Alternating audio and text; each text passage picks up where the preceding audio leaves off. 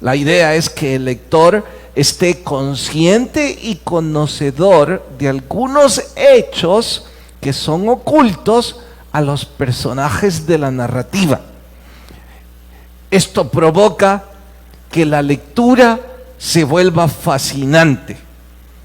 Por supuesto, esta fascinación no va a suceder a personas que se convierten en lectores casuales de la Biblia o que vienen a la iglesia sin Biblia.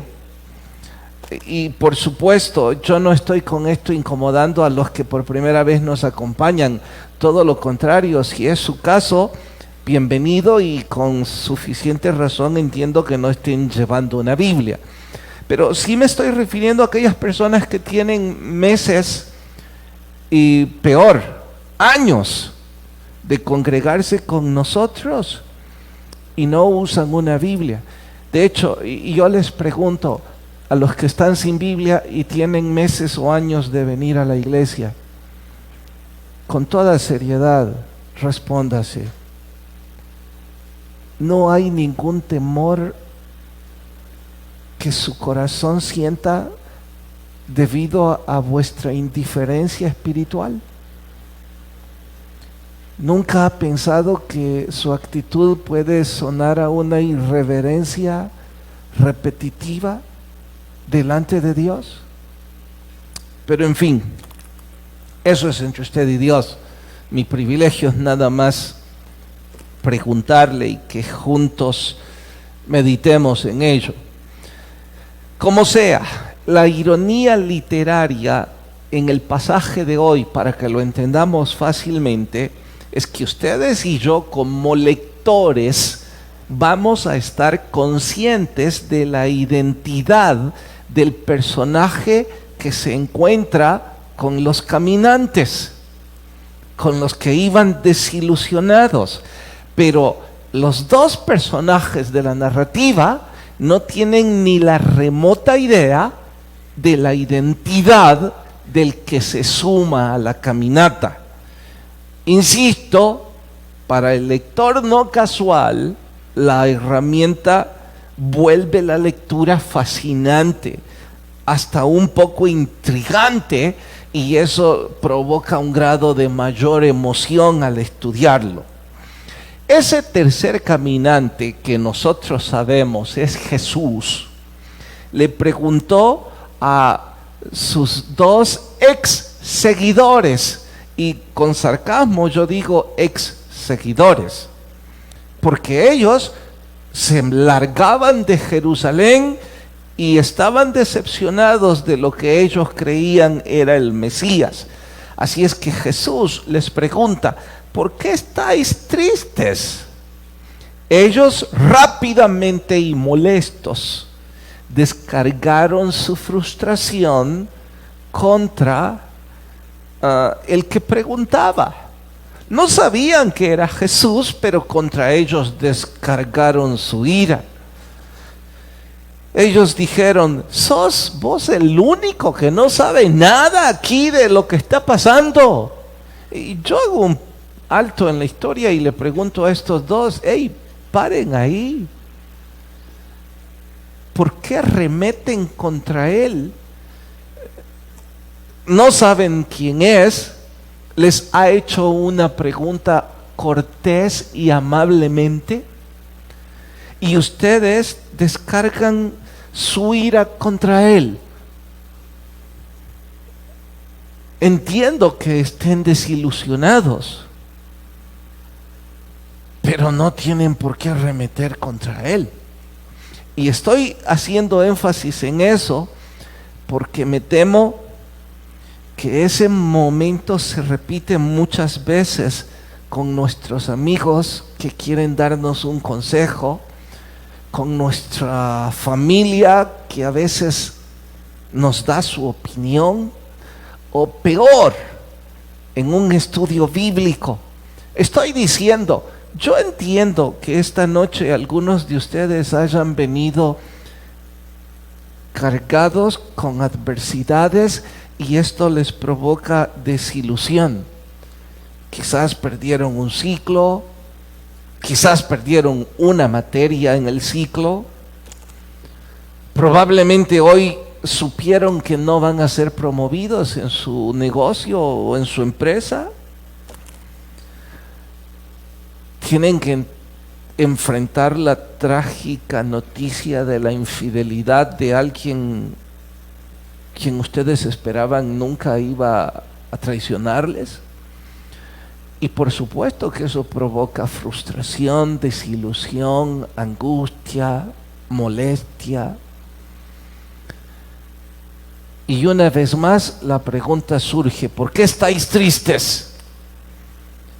Estaría muy mal de su parte y de la mía que nosotros arremetamos contra quien nos hace la pregunta o contra quien no nos la debe. Nuestro enojo se proyecta contra nuestros hijos, nuestra pareja, un amigo, la iglesia, el predicador. Pareciera que todos son culpables y usted y yo solo somos víctimas. Bueno, creo que hay mucho que podemos aprender todos en el sermón de hoy titulado ¿Por qué estáis tristes? 24:13. Era para ver si ustedes están leyendo verso a verso. ¿Listos ahora? Y he aquí, 2 de ellos iban el mismo día a una aldea llamada Emaús, que estaba a 60 estadios de Jerusalén. Iban hablando entre sí de todas aquellas cosas que habían sucedido. Y mientras hablaban y discutían, Jesús mismo se acercó y caminaba con ellos. Paren, esta es la ironía literaria. Usted y yo, como lectores, sabemos quién es el tercer personaje, pero los personajes de la narrativa no conocen la identidad. Mientras nosotros leemos eso, claro que provoca fascinación al lector. Sigo, verso 16. Mas los ojos de ellos estaban velados para que no le conociesen. Y les dijo: ¿y qué pláticas son estas que tenéis entre vosotros mientras camináis, y por qué estáis tristes? Respondiendo uno de ellos, que se llamaba Cleofas, le dijo: ¿eres tú el único forastero en Jerusalén que no ha sabido las cosas que en ella han acontecido estos días? Pare, yo creo que si fuera nuestro contexto, nuestros días, la pregunta habría sido: ¿y en qué mundo usted vive que no sabe nada de lo que ha pasado? Y la persona que se siente lastimada habría dicho: perdone si lo ofendí, solo quise ser amable. Sus pláticas son tristes y sus rostros se ven desilusionados. Bueno, sigo, 19. Entonces él les dijo con mayor ironía: ¿qué cosas? Y ellos le dijeron: de Jesús Nazareno, que fue varón profeta, poderoso en obra y en palabra delante de Dios y todo el pueblo, cómo le entregaron los principales sacerdotes. Verso 21, pero nosotros esperábamos que él era el que había de redimir a Israel. Verso 22, aunque también nos ha asombrado. Paren, les pregunto hasta aquí, ¿piensan que la descripción que ellos hicieron de Jesús era una buena descripción? No, gracias, estás diciendo que no con tu rostro. ¿Por qué no? Grítame. Porque era el Mesías y... ellos dijeron: es un profeta poderoso en palabra. Bueno, leemos hasta ahí. Señor, por favor, habla a nuestras vidas. Necesitamos tu guía y tu edificación a través del estudio de tu palabra. En Cristo Jesús, amén. Jesús no pretendía humillarles al preguntarles algo que él sabía la respuesta. Cuando Jesús les dijo por qué están tristes, él sabía de sobra. tampoco quería recalcar la incredulidad de ellos. Deseaba, aunque parezca difícil creerlo, al principio, que ellos expresaran los motivos de su desilusión. No porque Jesús no supiera por qué ellos estaban decepcionados. Es que ellos necesitaban saber por qué estaban decepcionados. Pastor, pero eso es obvio. Estaban decepcionados porque Jesús había muerto. Pare. ¿Y es que Jesús no les dijo que iba a morir? Eso no tenía que decepcionarlos. Ellos no se daban cuenta de eso. Ellos tenían otros motivos para estar desilusionados. Y al Jesús provocarles la respuesta, provocaba que ellos se revelaran a sí mismos la causa de su desilusión. Bueno, estoy diciendo que en nuestra frustración, en nuestra desilusión por las adversidades, la ira nos empuja a arremeter contra personas inocentes. Horas después, los que un poco de cordura tienen reflexionan y dicen: ¿por qué dije esto? Mis hijos no merecían, mi problema fue con mi jefe. ¿Por qué fui tan grosero con mi pareja? Mi problema no es con ella. Los que un poco de cordura tienen, horas después reflexionan que no deberían haber arremetido contra las personas inocentes. Pero creo que una gran mayoría de nosotros no estamos entre los más cuerdos, sino entre los menos cuerdos. Por supuesto me incluyo yo, sé que la mayoría de ustedes están entre los más cuerdos. Que nos cuesta trabajo descubrir cuáles son las verdaderas razones de nuestra frustración. Bueno, ellos dejaron en evidencia 3 cosas que probablemente son las mismas razones de nuestras frustraciones. No, pastor, no siga. Yo sé bien por qué estoy frustrado. A ver, cuénteme, ¿por qué? Porque dejé una materia en la universidad. Por eso estoy de mal humor y por eso estoy arremetiendo. Otra persona dirá: no, yo estoy así porque mi mujer está arruinando el matrimonio. Me saca de mis casillas, hemos perdido el romance, eso es todo. No tiene que darle mucha vuelta al asunto. Bueno, esperen unos minutos. Es muy probable que encontremos en este pasaje que las mismas cosas que ellos dejaron en evidencia son las razones de nuestra frustración. Y no necesariamente la adversidad. De hecho, a lo mejor me cueste trabajo decir esto, estoy preocupado. No, me cueste trabajo explicarlo. Estoy preocupado porque creo que si las cosas siguen como hasta hoy, hay una crisis que he tenido que enfrentar los últimos meses, que está a punto de resolverse. Y estoy recordándome que yo me comporto mejor cuando estoy bajo presión que cuando estoy totalmente desestresado. ¿Saben por qué yo me comporto mejor cuando estoy bajo estrés? Porque necesito al Señor. Oro más, leo más la Biblia, intento cambiar, intento luchar.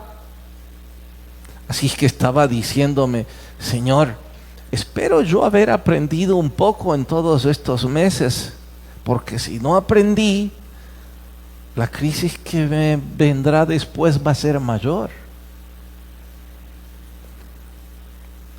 estoy diciendo que la adversidad no era mi problema. Mi problema estaba en otro sitio, exactamente igual que estos. Así es que la primera cosa que dejaron en evidencia, y que quizás usted y yo también, es, número uno, a estos les faltaba perspectiva espiritual. Ellos estaban viendo todo humanamente hablando, pero no con el espíritu. Ya lo dijo Gracia. Vea cómo ellos respondieron cuando Jesús les pregunta, ¿de quién se trata? Si ellos hubieran dicho, el Hijo de Dios, ¿se estarían largando de Jerusalén?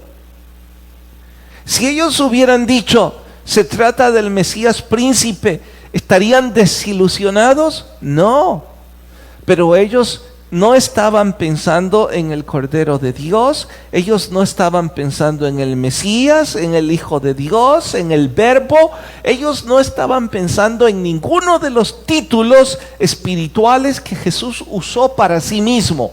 Ellos estaban pensando únicamente en un profeta que creían iba a resolver sus asuntos terrenales. Y claro, yo no estoy criticando a estos dos. Lejos de ello, quiero arremeter contra mí mismo y decir esto. Cada vez que la vida deja de ser emocionante, cada vez que no hay una ilusión, cada vez que la diversión desaparece y nuestros sueños se desvanecen, nuestras expectativas parece que se desmoronan de una vez y el estado de depresión severa arranca, en donde arremetemos con ira o con frustración. ¿De qué hablo ahora en ejemplos prácticos? Hablo de ese chico que fue engañado, de ese embarazo sorpresivo, de ese matrimonio resquebrajado, hablo de una carrera o un negocio truncado y 10 ejemplos más. Esas adversidades o esos problemas se han convertido en nuestros tiranos. Y aquellos que creemos nos hicieron daño, ya sean personas o momentos, son más poderosos que Dios en nuestras vidas, porque ellos tomaron control de nuestras vidas. ¿Qué tiene que ver Dios con que su novia lo haya dejado? ¿Por qué se va a largar del ministerio que Dios le dio? ¿Por qué va a arremeter contra el ministerio en el que sirve o contra su familia porque su matrimonio se ha hecho pedazos? Es porque se volvieron tiranos que ahora controlan nuestra vida. Y ellos se han vuelto más poderosos que Dios en nuestra vida. Nuestros problemas. Nuestra perspectiva se volvió horriblemente humana. Nos imposibilita ver al Jesús resucitado. Estos eran seguidores de Jesús. Yo me he preguntado cada vez que leo este pasaje, ¿Cleofas habrá sido alguno de los 12? Y aquí usa otro nombre, o era alguno de los que después de los 12 seguían a Jesús. Como fuera, la Biblia lo identifica como discípulos. Así es que estos conocían muy bien a Jesús, pero no eran capaces de verlo aunque iba a la par de ellos. ¿Por qué? Ellos estaban viendo nada más de forma humana. Tenían una cortina cegadora frente a ellos. Y temo que esa sí es una enorme verdad con muchos de nosotros. Tenemos una horrenda cortina que nos imposibilita ver las cosas espiritualmente. Aun cuando estén frente a nosotros, no las vemos. Es probable, no estoy diciendo que es así, solo digo que es probable que el problema que tiene con esa chica o ese chico, lejos de ser la ruina de su vida, es la gloria de su vida. Porque Dios está arrancando de usted un probable cáncer. No dije que es así, solo dije que es probable. Usted no puede verlo si su visión es horizontal. Creo que aquí el punto sería, bueno, estoy entendiendo y probablemente el problema que me tiene frustrado, amargado, de mal humor, es un asunto que no debería sacarme de control. En efecto, lo que nos tiene fuera de control es nuestra perspectiva. Yo estoy diciendo ahora, después de leer este pasaje, que la crisis que he vivido estos meses se ha vuelto mi amiga, porque ella es la que me ha empujado a hacer muchos cambios positivos. Bendito Dios, no me sacó de no me sacó de control, no me empujó a darle la espalda a Dios y yo decir, me regreso. Entonces debo preguntar, es bueno, no sé. Solo estoy desnudando el corazón de estos, no por mi interpretación. Ellos mismos dijeron estas cosas. Yo solo las estoy resaltando. Miren la segunda, está en el verso 41. Siempre capítulo 24, pero ahora verso 41. Y como todavía ellos de gozo no lo creían y estaba maravillado, les dijo, tenéis aquí algo. Bueno, esto es cuando él ya se aparece ante ellos. Me lo salté, vayan al 21, sí, es el 21 y no 41. Y este sí es mi error, no de ustedes. Listos. Pero nosotros esperábamos que él, o sea Jesús, era el que había de redimir a Israel. Y ahora, además de todo esto, ya es el tercer día que todo esto ha acontecido. Segunda verdad revelada por ellos que había en su corazón. ¿Qué era lo que ellos esperaban? Ellos esperaban que Jesús iba a regresar los días de gloria material que el rey David había propinado a Israel como nación. Ellos esperaban que Israel se iba a convertir en un imperio a través del liderazgo de Jesús. Y si no, al menos Jesús iba a ser el caudillo por medio del cual el imperio de Roma los dejara en paz. Y sus expectativas no eran del todo equivocadas, porque la profecía dice que el Mesías príncipe hará eso al final de los tiempos. Pero Jesús les dijo que en esta primera venida Él no había venido a hacer eso. Él les dejó en claro, he venido a servir. Les dijo, mi reino no es de este mundo. Les insistió, quien quiera ser grande de entre ustedes tiene que ser un gran servidor. Les adoctrinó, más grande cosa es dar que recibir. 10 versículos más. Pero ellos nunca atendieron toda esa filosofía ni toda esa enseñanza. ¿Sabe por qué ellos nunca entendieron eso? No porque no lo escucharon. Es que ellos estaban aferrados a lo que ellos querían. Ellos estaban empecinados a que Jesús cumpliera los planes de ellos, no que Jesús cumpliera sus planes en la vida de ellos. Bueno, el colmo de dicha expectativa es que ellos con grande decepción dicen: ya es el tercer día que todo esto ha pasado. Eso en nuestro español algo como: perdimos nuestro tiempo, todo este rato que hemos pasado bregando en el Evangelio fue bueno para nada. Y aquí viene el segundo punto que yo debo aprender hoy, quizás algunos conmigo.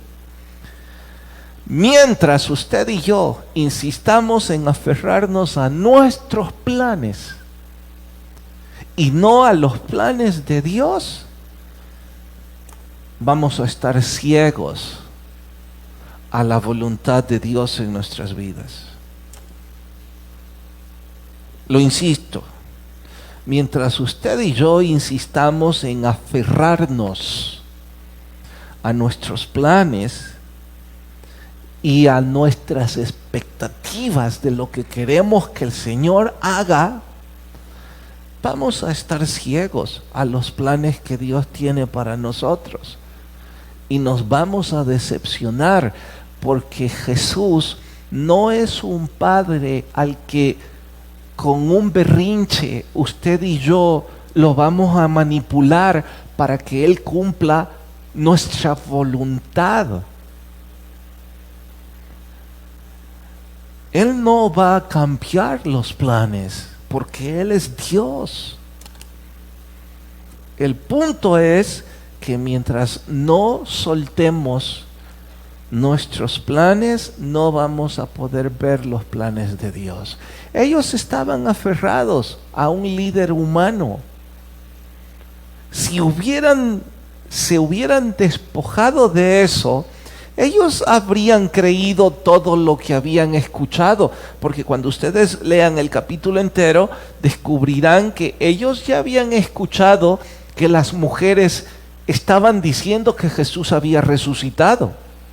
Ya habían también escuchado que algunos de los discípulos cercanos habían visto a Jesús, pero todo les parecía una locura, porque ellos estaban aferrados a sus planes terrenales. Sí, y con todo esto estoy diciendo que algunos de nosotros nos aferramos a nuestra terquedad. Parece que alguna vez en la vida nuestra terquedad nos produjo algún buen fruto. Y somos tan tercos que creemos que por un pequeño logro la vida debe estar llena de terquedades. Pues nos equivocamos. Cuando se trata de los planes de Dios, no hay terquedad ni capricho alguno que valga. Y para ser más práctico, le estoy diciendo que mientras usted siga aferrada a ese hombre que le ha arruinado toda su juventud, mientras usted no se despoje de ese sentimiento, ¿y sabe cuál es su sentimiento? El deseo de que algún día va a pasar un milagro y ese hombre la va a terminar amando y respetando. Siga aferrada a su necedad y va a decepcionarse siempre del Evangelio. Porque Jesús no va a cumplir sus planes ni los míos. Especialmente si nuestros planes están claramente enmarcados en pecados. ¿Sigue aferrado a ese plan de hacer dinero? ¿A ese plan de lograr una reputación? ¿Está sacrificando salud, familia? ¿Está sacrificando paz, tranquilidad por la avaricia de aglomerar dinero?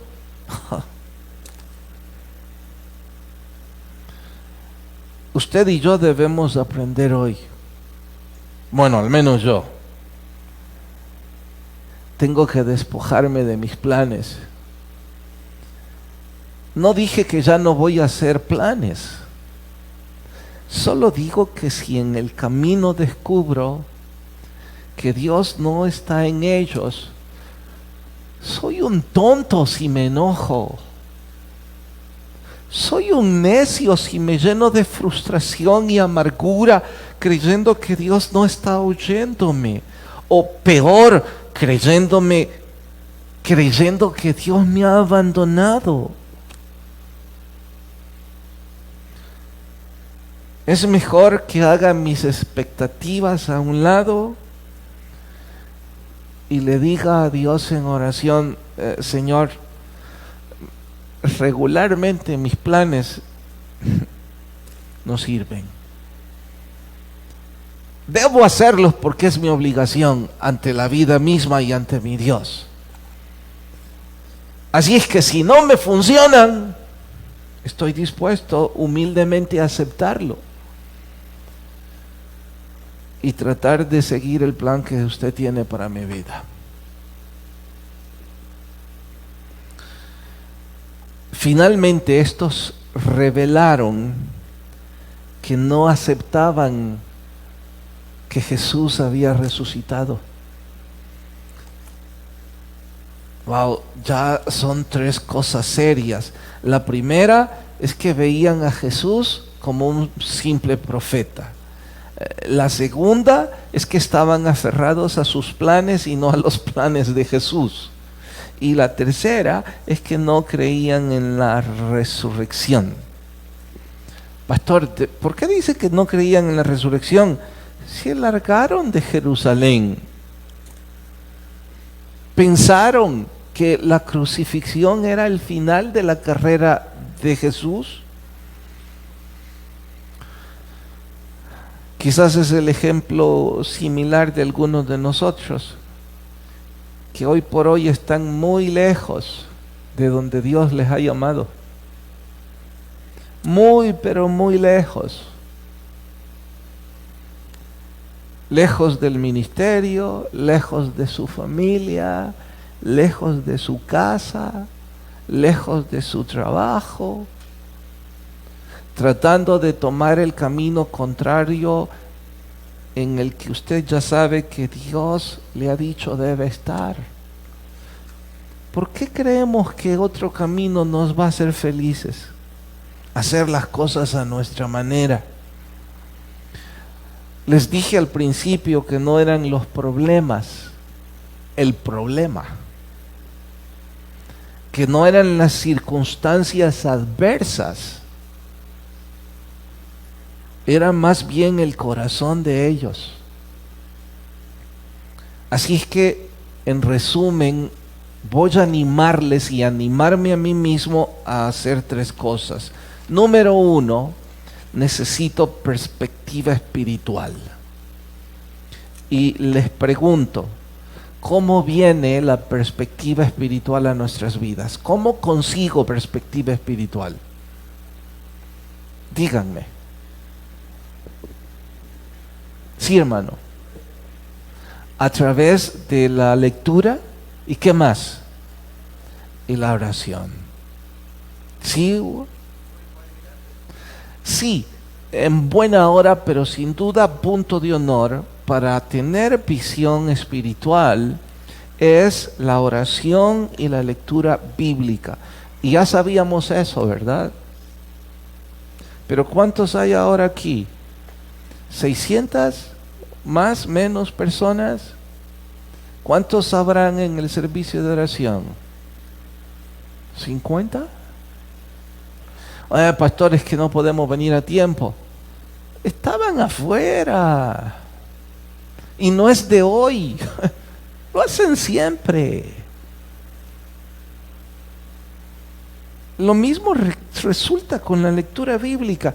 De hecho, déjeme leerle algunas cosas que me han ministrado. Y antes de darle lugar a que alguno de ustedes cometa el pecado de juzgarme, porque últimamente traigo los libros al púlpito y estoy leyendo la referencia, les diré mi propósito. realmente deseo poner en el corazón de ustedes pasión por leer la Biblia y libros afines. Pienso que si hago esto, algunos se van a ver motivados a tomar libros, además de la Biblia, y que el Señor les ministre. De hecho, estoy pensando ya en la ordenación de diáconos del próximo año, en resurrección. Pastor, está loco, no hemos pasado Navidad y está pensando en resurrección. Sí, estoy loco.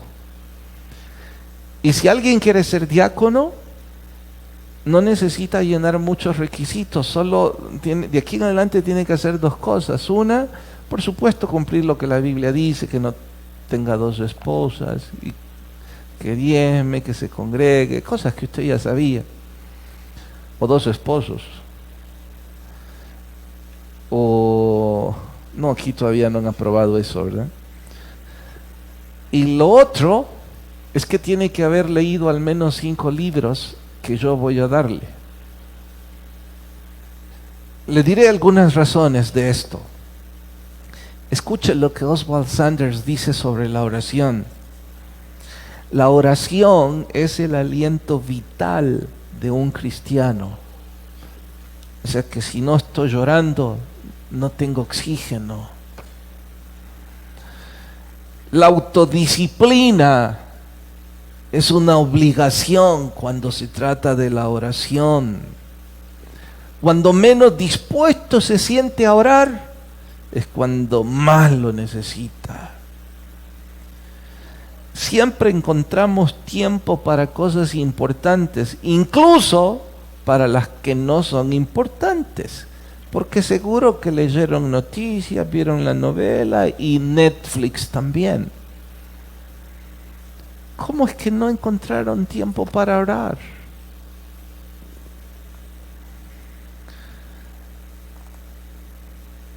No podemos aprender a orar si no es orando.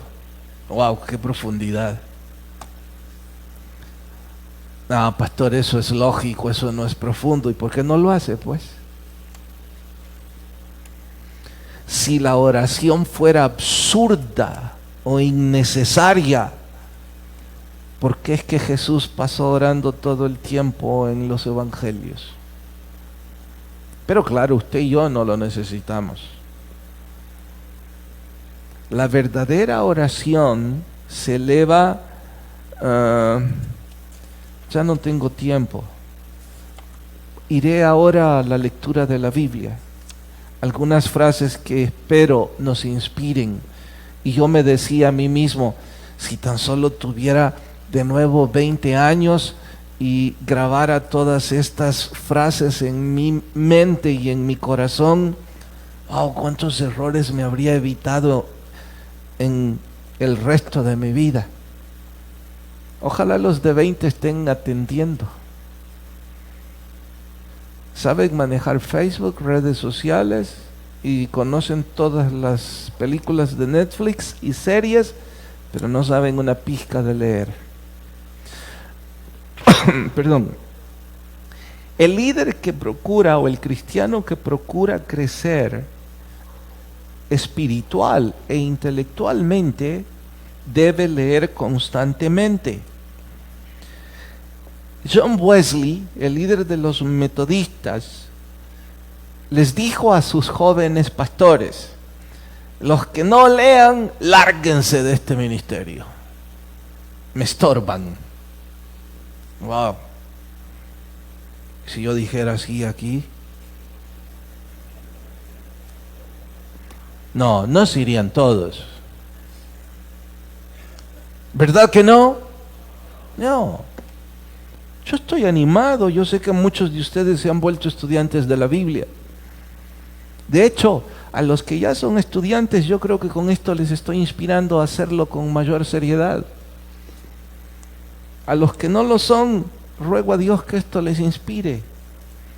Y a los que ni Biblia traen, no sé qué decirles.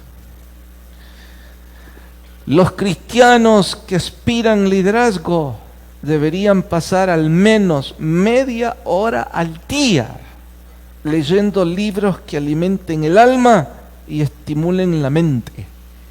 Esto es después de haber leído la Biblia. O sea que media hora de libros afines más media hora de la Biblia es 1 hora de lectura al día. Deje de andar preguntando cuál es la mejor serie en Netflix. Mejor consiga un buen libro. 1 hora tarda. Si quiere tener una visión espiritual. Si un hombre se le conoce por las personas con las que anda, ¿escucharon aquella frase de dime con quién andas y te diré quién eres? Entonces, dime qué estás leyendo y te diré qué eres. De hecho, me bajo del púlpito y le pregunto a varios de ustedes, cuénteme, ¿qué libro afín a la Biblia está leyendo? Temo que se le va a trabar la lengua porque en su vida leyó más que los muñequitos del diario. Terrible, ¿no? Pero esperaría que me diga, no, pastor, no estoy leyendo libros afines, pero sí estoy leyendo la Biblia. Gloria a Dios. ¿Están leyendo la Biblia? Wow, parece que tampoco la Biblia. Juan, ¿la está leyendo? ¿Qué capítulo, qué libro lleva?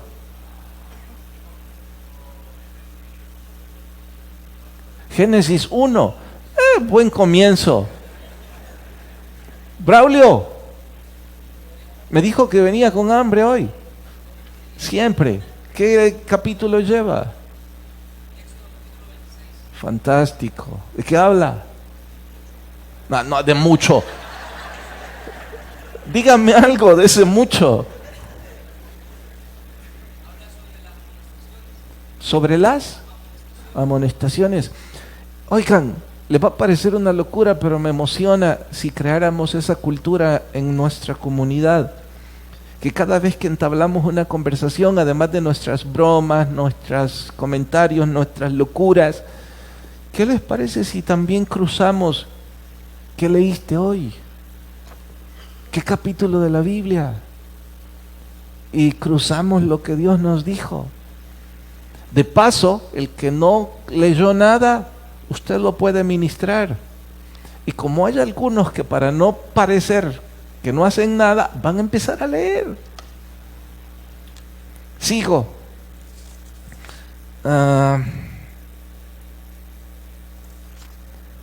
Esta es la parte que dice que debo leer siempre con un lápiz y un papel a la mano para anotar, exactamente como la mayoría de ustedes aquí están anotando lo que esta noche estudiamos. Y claro, los que no anotan nada, yo sé que tienen una memoria fotográfica, los retienen absolutamente todo. De hecho, los 3 puntos que revelaron estos 3, ustedes lo saben de memoria, ¿no es cierto? No es cierto. Y entonces, ¿qué aprendieron esta noche? Dios quiera que al menos retengan un punto y que puedan decir, eso sí me quedó, pastor. ¿Qué? Cleofas, eso se me quedó, fantástico. Bueno, esta es la parte que más me emociona. Dice, un pastor de una iglesia rural en Australia, a quien este escritor conocía, era amante de los libros. Al principio, mucha lectura, voy a perder mucho tiempo. Dice que la comunidad a la que él ministraba era una comunidad de granjeros y no se espera que dentro de los granjeros haya una pasión por la lectura y el estudio sistemático, pero que él estaba convencido que el Espíritu Santo iba a inundar esa comunidad y esos granjeros iban a tener sed de estudiar la Biblia y libros afines a la Biblia. Bueno, él testifica que en ese distrito una grande cantidad de granjeros se caracterizaban porque en sus salas tenían una hermosa biblioteca de todos los libros que habían leído. Y mientras yo leí eso, estaba soñando, pensando, wow, si Dios me regala 3 años más. Fíjese, con los que empezamos el club de lectura, y les puede preguntar si los libros que hemos estado leyendo no nos han edificado y no nos han golpeado. Al punto de que mi buen amigo me dijo el otro día, mira, yo creo que no voy a ir a los cultos, me dijo. Y yo sonreí y le dije, no es nuevo que salgas con algo así, pero contame. Aprendo más de los libros que estarte oyendo, me dijo. Claro que iba a aprender más. Es media hora diaria. Y gloria a Dios por ello. Entonces yo estaba soñando y pensé, si todavía el Señor me da vida 3 años más y en 2 años con el club hemos leído como 25 libros, o sea que dentro de 5 años habremos leído quizás unos 50 o 60 libros afines a la Biblia. Y si en el grupo fueran 30, 50, y todos ustedes han guardado sus libros y los han puesto en una biblioteca, necesitan pronto comprar un mueble para colocar todos esos libros. Y que cuando sus hijos platiquen con ustedes, ustedes puedan hablarles sobre lo que el Espíritu Santo les habló y poner la Biblia más grande y decirles, todo esto es alrededor de la palabra del Señor. Y cuando sus amigos llegan, pueden contarles lo que el Espíritu Santo les dijo respecto a ese libro o a ese otro libro. Recuerdan, hoy ya casi no se da por internet. Estamos llegando a un momento trágico en donde ya no hay bibliotecas porque internet ha sustituido eso. Y no es que ha vuelto lectores, pero no crean que décadas atrás era diferente, al menos en nuestro país. Yo recuerdo que un montón de vecinos tenían en sus casas como especial detalle siempre en las salas de sus casas un mueble con una biblioteca. En aquel entonces, hace 30 años, ¿se acuerdan las 2 bibliotecas famosas? Quillet y la otra, no, Océano ya es más moderna, pero en fin, había 2 bibliotecas y todo el mundo las tenía en sus casas. Y debo confesar que Dios me dio el privilegio desde muy joven, curiosidad en los libros. Entonces cuando entraba en alguna casa de mis vecinos que yo no había visto esos libros, los curioseaba y le decía a alguno, ¿de qué trata esto? Yo no sé, pero así se ve que soy inteligente con todos estos libros. Así es que habían algunos, los que dinero tenían, que tenían una biblioteca enorme. Vaya fantasía la mía, ¿no? Que además de leer la Biblia, ustedes lean mucho sobre lo que el Espíritu Santo puede darnos y que eso nos va a dar una visión espiritual. En fin, yo necesito perspectiva espiritual y por eso necesito orar y por eso necesito leer. Segundo, debo renunciar a todo lo que me he aferrado.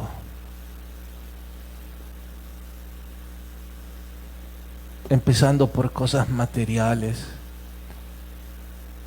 Entiendo que los jóvenes, hablo desde los 20 en adelante, estén afanados por lograr éxitos materiales. Los que tenemos 50 para arriba, de veras necesitan que yo les convenza que el dinero no da felicidad. ¿Verdad que no necesitan eso?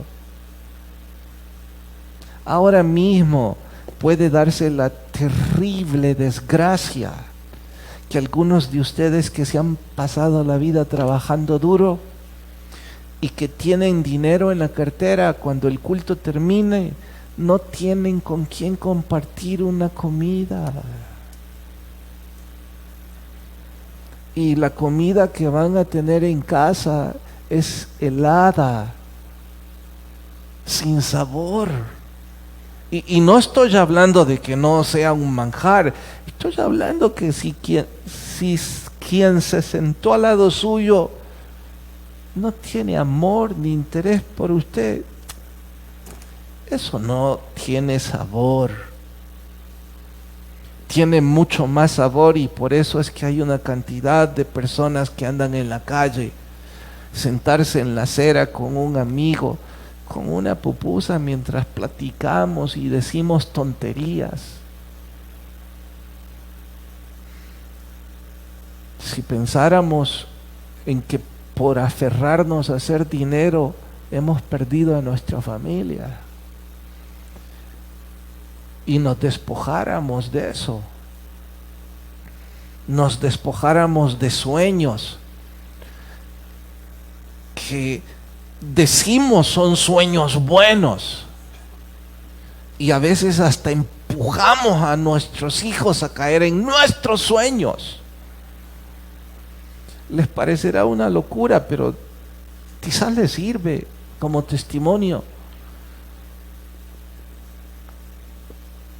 Yo estoy hoy por hoy en una bifurcación porque todavía no me he puesto de acuerdo con mi esposa, y le pido disculpas por comentarlo. Ella desea que Génesis estudie fuerte y siempre esté en los primeros sitios. Y yo no quiero. Sé que ustedes me dirán, ¿y qué quiere? Que esté en los últimos. A mí no me trajo ningún buen fruto estar compitiendo por conocimiento humano. Me trajo amargura, me trajo sacrificio de la gente que amo. No disfrutaba. La Biblia dice que hay tiempo para todo, pero yo no tenía tiempo para hacer amigos. Es como regresar al libro de Eclesiastés y descubrir que al final de cuentas todo es vanidad a lo que nosotros los mortales nos aferramos. Aférrese a servirle a Dios. Aférrese a invertir en el reino de Dios, porque todo lo que hacemos aquí, a lo que nos aferramos aquí se queda. Pero lo que hacemos para Dios tiene recompensa eterna. Además, nos da gozo, nos da paz, nos da felicidad, nos da amigos. Y finalmente, lo más importante en lo que debo creer es que la muerte no se trata del final de una pared en donde todo acaba. La muerte en realidad es una puerta que está abriéndose para la vida eterna. Esa es la resurrección de mi Señor. Entonces yo no debo encaminar mi vida hacia una pared, sino hacia la eternidad, y creer en la resurrección como el más importante asunto de fe en mi vida. Todo lo demás se vuelve segundo o tercero. Pero creer en la resurrección me da sentido, me da propósito, me da perspectiva, hace que no me aferre a cosas que no tienen sentido y ponen mi corazón en perspectiva espiritual. Cada quien decide qué hacer. Oramos. Señor, gracias por hablarme.